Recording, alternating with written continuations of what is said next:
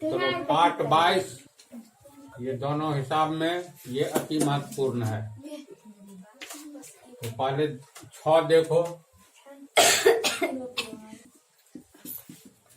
व्याख्या कीजिए कि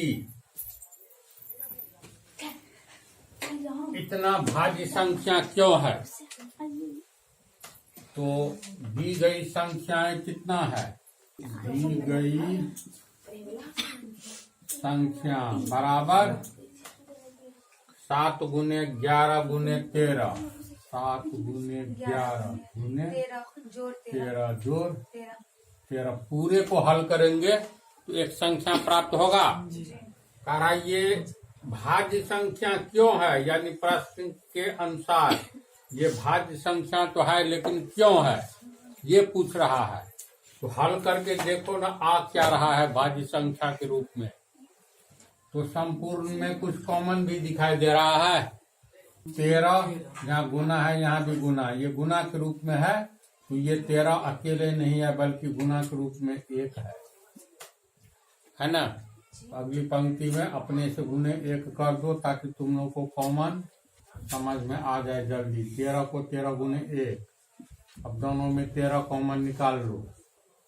तो 7 गुने 11 गुने 1 जोड़ 1, ये हो गया 13 गुने 11 सते 77।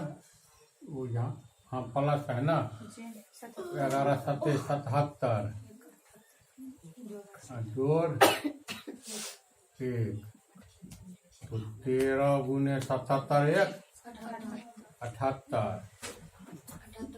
तो कितना हो गया 13 गुने 13, इस 13 को 13 छक्के 78 लिखे, वो गुना करके लिखना ही होगा। पहले एक बार ये तोड़ करके लिखो। 13 दूनी 26 या 78, या 13 छक्के 78 होता है ना। तो 13 गुने 13, इसको भी अभाज्य संख्या में तोड़ो, 2 या 6 है। देखो बराबर होगा कितना। तो 13 को गुना करेंगे तो 169 और 2 या 6, 169 गुने 6, 9 छक्के 54, 5 36 5 41, 4 1 छक्के 1014 हो रहा है। समझा गुना करके 1014। चलो बोर्ड पर समझो न जी, कहाँ ध्यान है। गुना करके जो हम लोग को दी गई संख्या इस रूप में था, हल करके प्राप्त हुआ 1014 के रूप में, है ना। तो लिखेंगे इसलिए दी गई संख्या बराबर 1014, है ना। इसका अभाज्य गुणनखंड कितना होगा, एवं 1014 का अभाज्य गुणनखंड। तो ठीक ऊपर वाला पंक्ति में देखो तो ये अभाज्य गुणनखंड ही न है। तो लिख सकते हैं 2 गुने 3, 2 या 6, 13 गुने 13।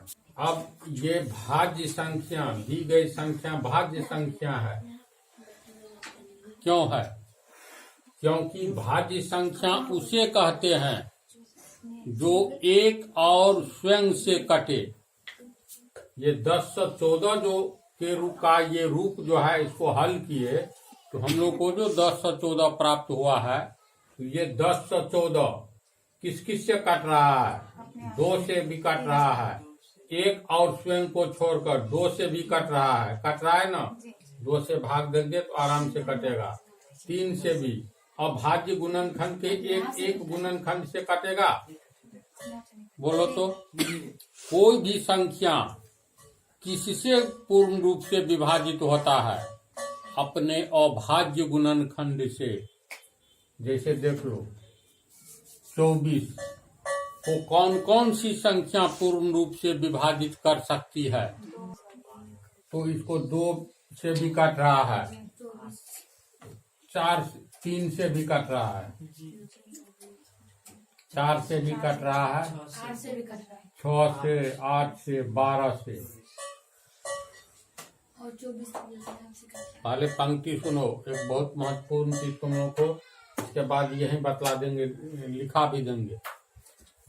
कोई भी संख्या ये इन 24 देखो तो 2 3 1 से तो सब करता है ना, 2 3 4 6 8 12 यानी 3 3 6 संख्याओं से विभाजित हो रहा है। तो वास्तव में ये 6 संख्या किस तरह की संख्या है? ये 24 के गुणनखंड में ही आने वाली संख्या है। कैसे? तो देखो हम लोग लिख सकते हैं 24 बराबर 12 गुने 2, 12 गुने 2। किसी भी संख्या को गुना के रूप में लिखना गुणनखंड कहलाता है। तो 24 को हम गुना के रूप में 12 गुने 2 लिखे तो 12 पहला गुणनखंड कहलाएगा, 2 दूसरा गुणनखंड। लेकिन ये भाज्य संख्या है, ये अभाज्य संख्या है। ये गुणनखंड और भाज्य गुणनखंड नहीं है, नहीं ना है। फिर हम लोग लिख सकते हैं 24 बराबर 6 गुने 4 लिख सकते हैं। तो 24 का तो ये वास्तव में ये भी गुणनखंड है, जिसमें पहला गुणनखंड 6 है, दूसरा गुणनखंड 4 है। लेकिन ये कैसा गुणनखंड है? 6 भी भाज्य संख्या है, 4 भी भाज्य संख्या है ना। लेकिन ये देखो तो 24 2 दूनी 4 दूनी 8 फिर 24। इस गुणनखंड को देखो तो ये कैसा गुणनखंड है 24 का? ये तो सब अभाज्य संख्या है। इसलिए ऐसे गुणनखंड को अभाज्य गुणनखंड कहते हैं। तो कहने का अर्थ ये, कोई भी संख्या, तो तुम लोग को एक प्रश्न लिखना है, इसके बाद ये बता देंगे। इसके बाद तो कोई भी संख्या एक और स्वयं को छोड़कर किन दूसरी संख्याओं से विभाजित, पूर्ण रूप से विभाजित हो सकती है?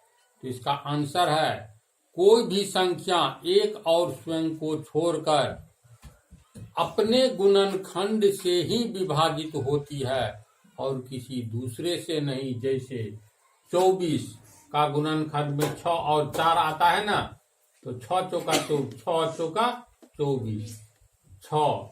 24 को काट रहा है ना पूरा पूरी।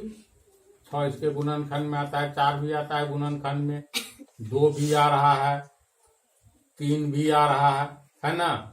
अब 24 बराबर 12 गुने 2, ये भी आ रहा है। 8 को लिखेंगे तो 8 गुने 3। कहने का अर्थ, कोई भी संख्या अपने गुणनखंड से कटता ही है, या कोई भी संख्या, ये बात तो सही है ही, कोई भी संख्या को पूर्ण रूप से विभाजित करने वाली संख्याएं उस संख्या का अभाज्य गुणनखंड होता है।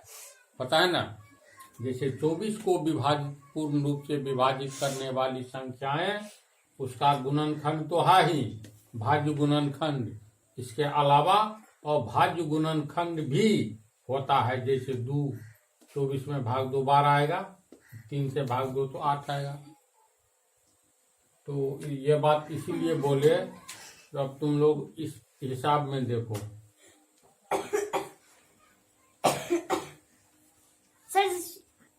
धर्मात्मा हम भेज देंगे तिहाड़ जेल, जान लो, इतना जो हस्ती हो। चलो देखो, 10 से 14 का अभाज्य गुणनखंड ये हुआ। इसका मतलब 10 से 14 एक एवं अपने आप से विभाजित होने के अलावा 2 से 3 से 13 से भी विभाजित हो रहा है। इसलिए 10 से 14 एक भाज्य संख्या है, न कि अभाज्य। तर्क में देना होगा। तो इसका आंसर तो लोग समझ गया है। दी गई संख्या क्यों भाज्य संख्या है?